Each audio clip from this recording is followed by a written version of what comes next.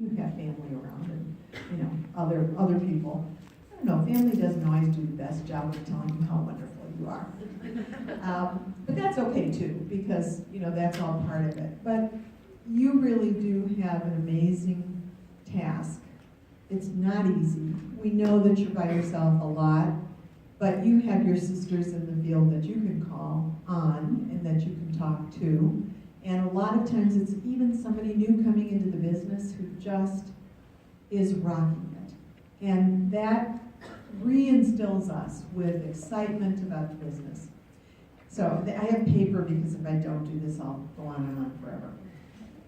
I know that, so I am as excited about the business as I've ever been. In fact, I'm much more excited about it right now.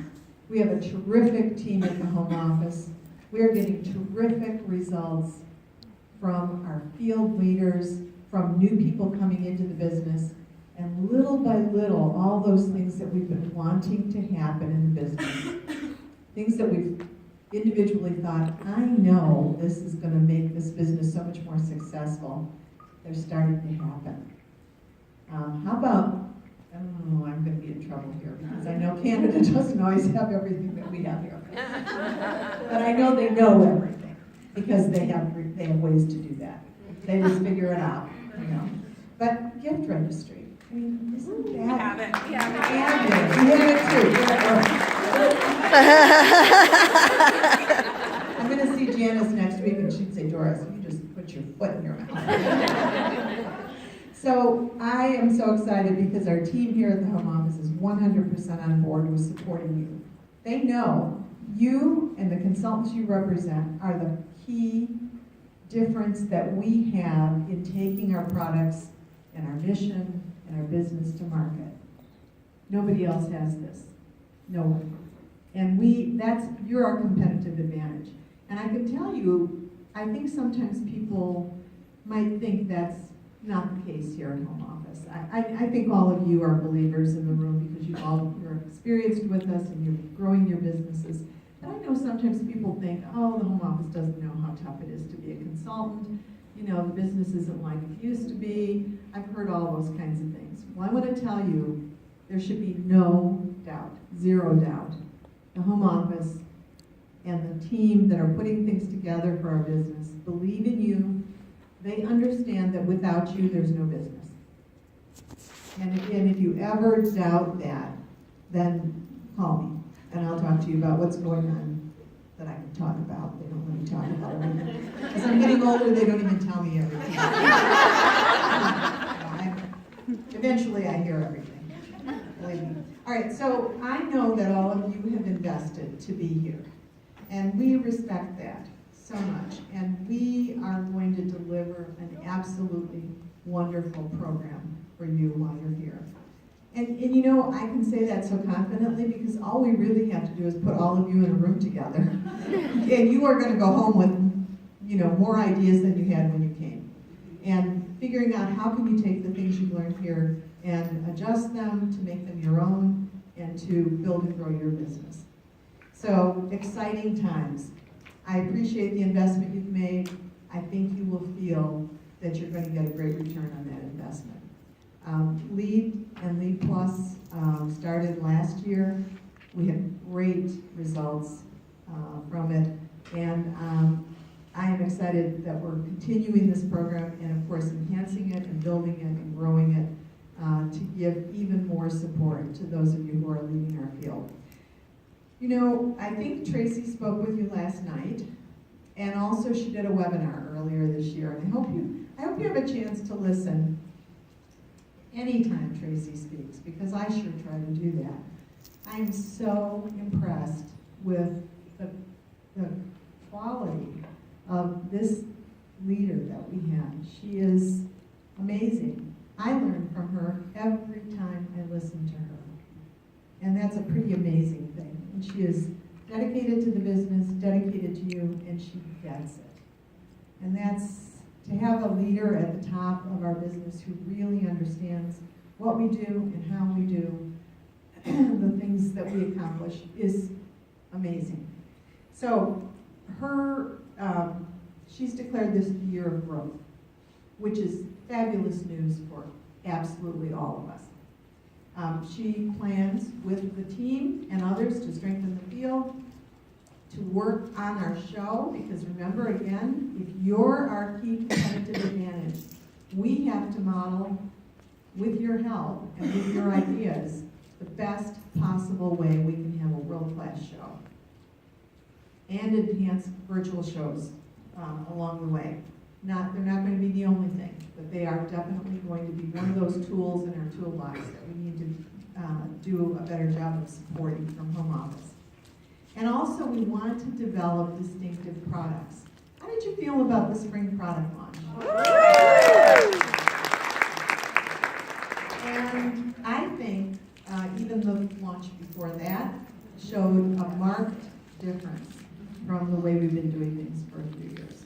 So we've got a great team. I think you are actually going to hear from Bill Buffalo at some point in the program. Pick his brain, give him ideas. He is an incredibly creative thinker, but also incredibly experienced in our sweet spot. Product that solves problems for people cooking in their homes, cooking and serving in their homes. So I wonder if any of you, as you kind of think about, in fact, I know the answer to this. I always like to ask questions and I know the answer to them. One of you in this room, because you've shared this with me already today, you're a little bit nervous or scared about some of the new things that are coming in the business and how they relate to you, and are they the right things for your team? And frankly, as a leader, can you convince your team to, kind of jump on the ship and move forward with you, even if it requires doing some things a little differently? Anybody here feel a little scared, nervous about the future of the business? Yeah, probably more of you than are raising your hands. But here's what I'm going to tell you. People always say, if you are going to speak in front of an audience, it's good to have a little nervousness, a little fear. Well, I can tell you, for all of my life, not when I speak to our audience, but if I speak to anybody else, I am scared to death. This is a girl who somehow figured out how to avoid taking speech in high school and still graduate, and college. And I was training to be a teacher. I had to take speech. I'm a really indirect person. So for about 3 years of my college experience, I tried to figure out how am I going to avoid speech, because I do not want to get up in front of those people and talk. I just don't want to do it. And so I found a loophole.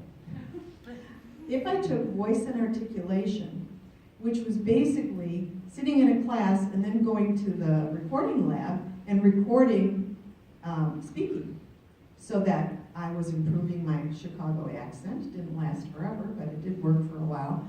And just articulating better. And I graduated from college without taking a speech class. Lo and behold, my first job was teaching high school for a year. Then I went to the extension service and I did speeches all through, that's what I did, all the time. Then I got to this job, and luckily that first or second or third or maybe up to about 5 or 6 years, those audiences were sort of like one of my extension meetings, 35, 40, 50, 100 people. Then we got to much bigger audiences. And what I learned was having a little fear, a little nervousness, a little, I don't know exactly how this is going to go, is really good for you. Because it keeps you on your toes, and it keeps you thinking about how can I do this better and how can I improve. So that first night, October 15th, 1980, when I went out to do that show, I was, up until that, probably for about 6 months prior to that date, I was getting ready. Oh, it was all easy. It was all in my basement at home and making phone calls and going out and buying product and getting the product in and sort of figuring out how I was going to carry all this stuff to a show. When showtime came, I was scared to death. I know most of you have probably heard this story. It was a rainy night. I got in the car at the very last minute that I possibly could. I had a list of do this, do this, do this, 5 o'clock in the car and leaving. So I'm driving, it's raining. This was way before cell phones, or even, what were those other ones that we had? Bag phones. Yeah, our phones. Long before that. And I thought, okay, what's worse? Pulling over somewhere and going in to make a phone call to tell my friend that I'm not going to come after all. I don't know what I was going to tell her. Flat tire, too much rain, I had flooding in my basement. I don't know. I don't know what I was going to tell her. I hadn't gotten there. And then I thought, you know what? I'm just going to go and do this. How bad can it be? I was prepared for it to be pretty bad. My first thought was nobody's going to come. And then I thought, well, my friend Ruth is very social, so I knew she would have bodies there. But I had no belief that this was going to be successful. And of course, it was just the opposite. It was raining. I did look terrible. I'm surprised that anybody bought anything, but they did. And they booked shows, 4 of them. And I didn't have anything to measure that against, but I knew it was pretty good. I didn't think about the fact that I thought I was going to quit after that show for probably 5 years after that, because I was so excited about what was happening to the business, for my family, for the customers and hosts who seemed to be so enlightened and happy with what they were getting. So I just tell you to remember that little story the next time you're facing something new as a leader, being asked to use a new system, being asked to figure something out that's a little different for you. And I know that sometimes you just think, is it worth it? But, and I say this not for you because you're leaders. And for the most part, you know how to cope with fears. But you represent a lot of people who don't have the investment in this business that you do. And just so you can put yourself in their shoes and say, look, I promise you this is worth sticking with it, figuring it out, getting over the hurdles, because not only is that good for your business, it's good for you. This is a really good exercise of being just a little nervous, scared, excited, and then think about the wonderful times in the business when you have those great moments where somebody has succeeded who really needs to succeed. Somebody's figured it out and they've offered help to somebody else who needs help along the way. One of the great things about our business is the way we are able to reach out to each other. It's trite and probably overstated, but it's almost like I can imagine all of you kind of having a kumbaya meeting moment here, because we do support each other. We don't compete with each other. We support each other, we build and grow, and if you can do a business that's good in so many ways, for your family and others, and do it in a way that is uplifting and building and supporting, I think that's a pretty wonderful way to go. So that first kitchen show, I was scared. It was such a positive experience that I didn't even remember that I was thinking I would just go home and get rid of that inventory and never do this again. And I'm glad I didn't, because it was just an exciting time. So what are your dreams? What are your hopes? What is it that you want to accomplish this year, next year? One of the wonderful things about life is that if we let ourselves dream, there's always something out there. There's always something that we can reach for ourselves, for others, and accomplish. And then, because as leaders, sometimes you don't always have somebody who's acknowledging you, I want to be sure. This is the pledge I want from you, that you will take time, slow down for a moment, to think about what you've done and give yourself credit for it. Acknowledge yourself for it. Tell your family what you've done. And this is really good, because it's important to take time for recognition for yourself and for those who you lead. It's a really unique thing about our business. So these days, I have a small family office, and Julie and Kelly are both a part of that office. And so one of the things that I'm really loving about this is I'm able to take the experience that I've had here, mainly here, and overlay that over our office experience. And neither of them had jobs where they, Kelly was a teacher, Julie worked here, but she didn't really ever have anybody reporting to her. And then they've done a variety of other things, but neither of them really got into heavy goal setting, objectives, managing other people, setting expectations, hiring, interviewing. It's really a lot of HR stuff. And it's been so much fun to kind of sit back. I have to remind myself to do that and not speak first. And hear their take on things. And I'm really, really proud of both of them and of what they've been able to accomplish. But I know that that is from the wealth of experience that I've had here, that I've been able to instill some things in them, and I've been able to learn some things from them.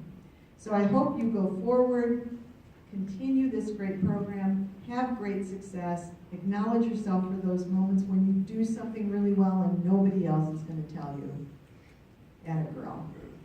And then go on to pass those lessons on to the others that you lead. I know that we have an unbelievable year ahead of us. Each one of you is precious in our business. You lead others who are also valued and precious, and we need to all work together to move the business forward and all of your individual businesses forward. I'm so happy I had a chance to come and talk to you this morning. Your energy is